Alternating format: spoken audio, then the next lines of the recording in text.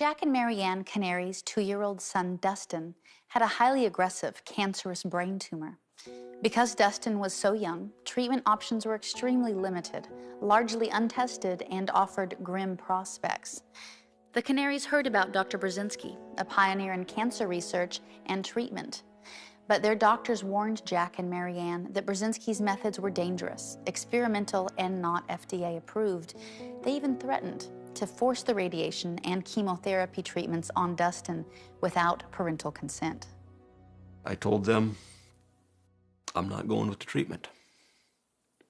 I said, you feel you need to pursue this? I need to pursue what's best for my family. We told them we're looking into alternative treatments. We mentioned Dr. Brzezinski. She told us that, well, I think you better reconsider, seriously reconsider even thinking about going to him because he puts people in the emergency rooms, and she heard a lot of bad things and that he was just out for people's money. We said, well, you know, we're gonna research it and we're gonna do the best that we can for our son. We grabbed our medical records and we walked out. The Cannary family loaded their car and embarked on the long journey from Minnesota to Houston. They weren't sure what to expect, but they were at peace about their decision. Finally, they met Dr. Brzezinski and his team. It was about 5 weeks after his surgery, so recovered from surgery. When we had a scan, we were able to see residual tumor. Once we were at the clinic, consulting with Dr. Brzezinski, there was a real calm, a real assurance. I was confident. I just appreciated Dr. Brzezinski's honesty, his optimism. He told us that Dustin had an 80% chance that he would initially respond to the treatment. Dr. Brzezinski's treatment involved the use of anti-neoplastons, a protocol he developed during his early years of research.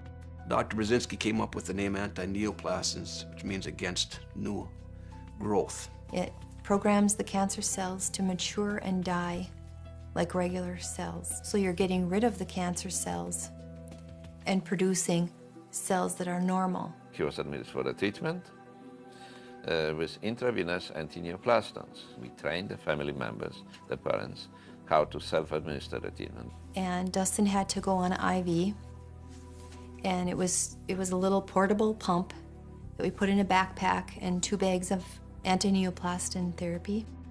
It was hard for me to see Dustin carrying around that. I thought it was a big, heavy backpack for a little guy, but it seemed like it just got to be something that belonged to him. As Dustin was on the anti-neoplastin therapy, his energy became greater. He started running around more. He was just as normal as any other 3-year-old. There was no side effects. Dustin would live a perfectly normal life. And after 6 weeks, when we repeated MRI of the brain, we found that the tumor was gone. I remember coming home with that scan, and I put the post-op scan. I took the 6 weeks of Dr. Brzezinski's treatment, and I stuck them both on the window. And I said, Marianne, come here, you gotta see this. I said, look it. Here's where the tumor is, and you could see it on the scan, it would just glow. I said, here's the scan that he just had. I said, there's no tumor there, there's nothing there. It's like we won. Dr. Brzezinski put Dustin on a low dose of anti-neoplastons as a maintenance treatment to ensure Dustin's cancer wouldn't relapse. We were doing scans, I believe, every 2 months, every 2 to 3 months, we were doing an MRI scan just to make sure there was no reoccurrence. It was exactly 1 year from starting the treatment. We had an MRI. It was in April 1995, and we got a phone call from St. Luke's Hospital.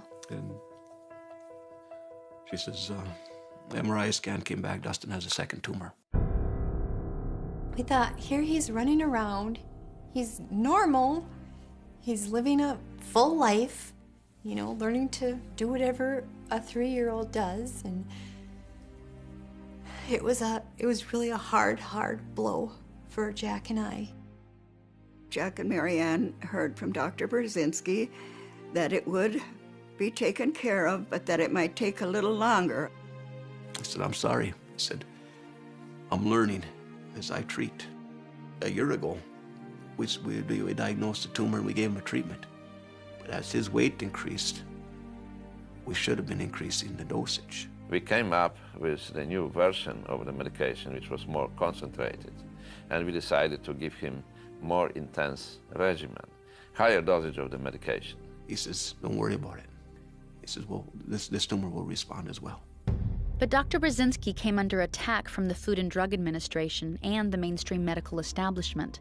The FDA filed multiple lawsuits in an effort to shut Dr. Brzezinski's practice down. During my medical service to Dustin, I was accused by the FDA of using medication which is not approved by the FDA and been involved in interstate transport of the medication. FDA was asking the court for 270 years in prison and $50 million fine. So this was a criminal investigation. With the court trying to stop Dr. Brzezinski, Jack and Marianne traveled to Houston to testify on his behalf. We backed Dr. Brzezinski up 100%. The court hearings, we attended every single one of them. The media picked up the story, asking, if you convict the doctor, are his patients being sentenced to death? The Canaries suddenly found themselves in the media spotlight. We are outraged because this treatment is not toxic and it has helped many lives. It has saved my son's life. I was continuing to treat patients, spending all the day in court and coming back in the evening, seeing patients till midnight, like they go into court again.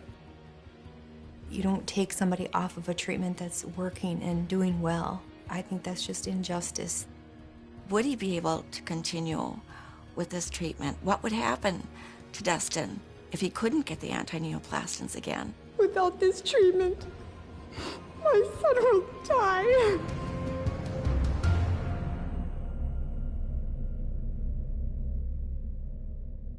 Jack and Marianne Canary's young son, Dustin, had a cancerous brain tumor that was threatening his life, until Dr. Brzezinski's unorthodox anti-neoplastin therapy gave the Canaries renewed hope. But Dr. Brzezinski was embroiled in a legal battle with the Food and Drug Administration, who wanted to shut his practice down. But finally, the tide began to turn in Dr. Brzezinski's favor. Because of congressional investigation, FDA was forced to give us the status of additional clinical trials, and Dustin could continue the treatment, but I was still facing 2 years of court hearings. Much to his family's relief, Dustin was able to continue with the anti-neoplastin treatment. His condition then plateaued. And it did stay the same for a series of probably 2 MRIs. And the third one, there was no tumor. It was gone. Dr. Brzezinski prevailed in his legal battles. He is now in phase 3 of FDA-approved clinical trials on his anti-neoplastin therapy. His methods are slowly gaining acceptance within the mainstream medical establishment. As for Dustin Canary, his journey of recovery was back on track once he resumed treatment. He continued such treatment for additional about a year and a half, if I remember well. Then the treatment was completely discontinued, and he's now tumor-free for over 15 years. I'm here. I shouldn't be here. Statistics are outrageous for kids with the tumor I had. I remember seeing younger children my age in wheelchairs, bald, not moving. And I don't know if I comprehended at the time that that could be me. If Dustin would have went on the chemotherapy radiation regimen, I seriously don't think that Dustin would have lived past the age of 3. The mortality rate is like 95% in medulloblastomas. Now that I'm older and I know the story a little more, my thoughts about Dr. Brzezinski are increasing. He knew exactly what he was doing in working on small children. I believe he did his research and he knew exactly what was going on. I was attacked by federal government, I was attacked by the state government, but I won all of this. So now I was cleared from all of these things. Dustin's special in a lot of ways. You spend time with Dustin, he's got the biggest heart. I am attending a Bible college right now, and I am planning on going to paramedic school after that, and firefighter training, and living close to home, and just serving the community as a firefighter paramedic. What he learned through going through this cancer, that he can reach out to others, tell others his story, and just be a hope beyond hope for many, many people to come.